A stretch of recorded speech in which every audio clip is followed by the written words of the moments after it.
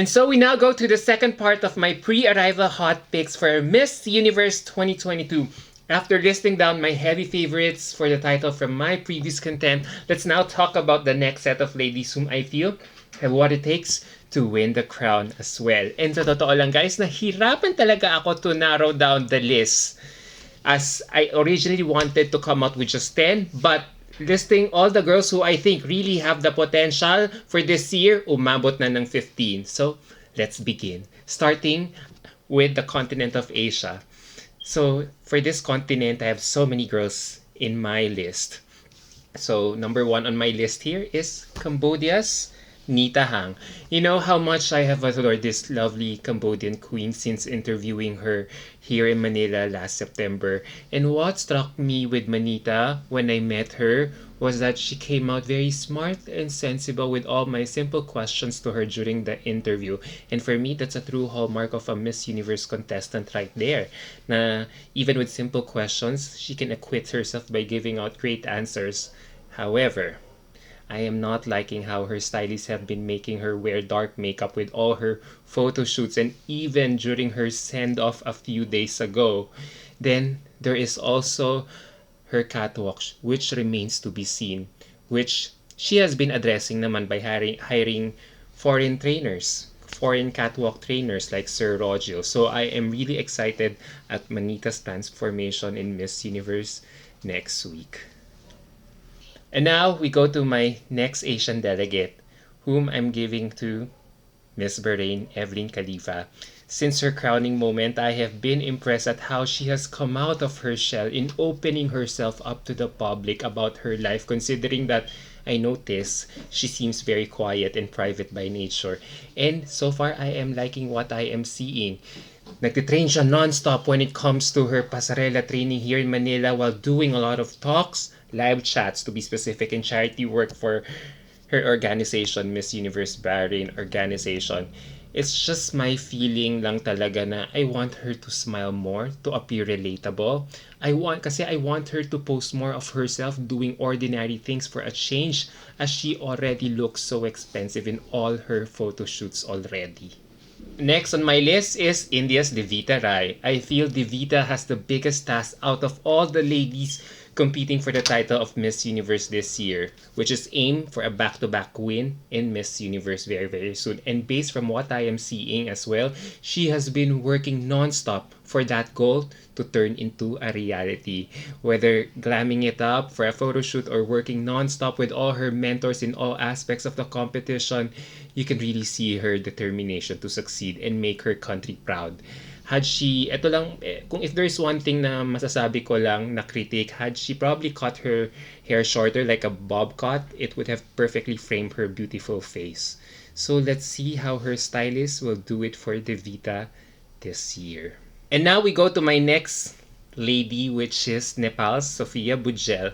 First of all, she is a pageant veteran. So in terms of presentation skills, you know that Sophia can really duke it out with the other ladies in the competition. And when I finally got to meet her in person recently, all the more I am convinced that she has what it takes to win as well. And you also how my interview went with her. And she was that good, as you can see that her pageant skills have really leveled up. And it's amazing how she has really styled herself that day, as I initially mistaken her for Andrea Tovar. Natandaan niyo yun? So, here's a perfect case that when a girl gets styled very well, she will easily get noticed. And now we go to my last lady from this continent, which I'm giving it to Singapore's Carissa Yap. The thing that gets me to her is her communication skills, despite her very youthful look na lalo na when she speaks, she wields so much power talaga when she speaks, as evidenced by her final answer during her nationals. Panood niyo ba yung coronation night niya? And I got to experience this firsthand when I was able to interview her here in Manila. And when you listen to her story, you can have that realization that she also has quite a transformational background. So I hope I can see another follow-up placement for Singapore in the next few weeks. Now we go to my next continent, which is the Africa. And number 1 on my list here is Ghana's Engracia Afua K. You know, to be honest, it's this lady's relatability that is ebbing on me right now, as I have never seen a bald woman having so much fun in rocking her hairdo in preparation for Miss Universe for quite some time now. And so, if you check her Instagram account, her Instagram account has become a beauty inspiration for that matter. But beyond her aesthetic, it is also her resume that impresses me, having graduated magna cum laude with her master's degree in international relations and diplomacy, on top of launching her Power the Pencil project aimed at eliminating illiteracy among rural children in her community. Now, that is really one transformational leader in the making right there, 'di ba? And now we go to my next candidate for this continent, which is Mauritius's Alexandrine Belle Etoile. I hope I'm pronouncing her name right. I mean, do you still remember her from her Miss Supranational performance earlier this year? I thought she had an amazing stage presence there and deserved all the way to get to top 5. Her beauty, napansin nyo, is really a knocked out, and so is her interview skills, which was the main reason why she got appointed for this title after attending a casting for this year's search. And as a fine arts student, I am really seeing the visuals from her Instagram account, and now that I just discovered today all the more that a Filipino fashion designer, Boogie Rivera, will be dressing her up for her evening gown and national costume in Miss Universe. So I can't wait for all these exciting things coming her way in Miss Universe. And now let's go to the next continent, which is Europe. And first on my list here is Iceland's Hiraf Indur Haraldsdottir. I hope I'm also not butchering her name right now. Pero when it comes to beauty, this woman's beauty just screams perfection. Because nakita nyo naman, di ba? I've had the privilege of interviewing her recently, and I love how she makes so much sense, especially when she talks about her love for traveling. Now, she is just so cool and fun, and I have a feeling that she will have a good time in Miss Universe. I just hope that she can manage to work on her social media content, kasi I notice her content is another tool that I feel she can engage her followers and her following and getting to know her better for this competition. And as someone who is young and has a fun personality, I would like this to reflect on Miss Iceland's socials too, because this is who she is as a person. And now we go to my next candidate for this continent. I'm giving it to Germany's Soraya Coleman. You know what? She has been proving us that she is more than just eye candy in Miss Universe by using her platform to talk about her advocacies, which are animal rights and being vegan. And I just like how she is really telling us to look past her stunning beauty to appreciate her more. And as she prepares for the upcoming Miss Universe pageant, I am really loving as well the transformation that I am seeing. Her pasarela skills alone is just giving me so much personality, so I can't wait for her to rock it, especially on swim. Now, siguro lang if there is one aspect she needs to work on, it's her interview skills. Kasi napansin ko the line of thought is there, but I hope she can still make her answers more compact and fluid to appear solid, more solid in Q&As, as this was my observation when I did a live interview with her last time. And now we go to my last European delegate, and I'm giving it to Miss France Florian Bascouf.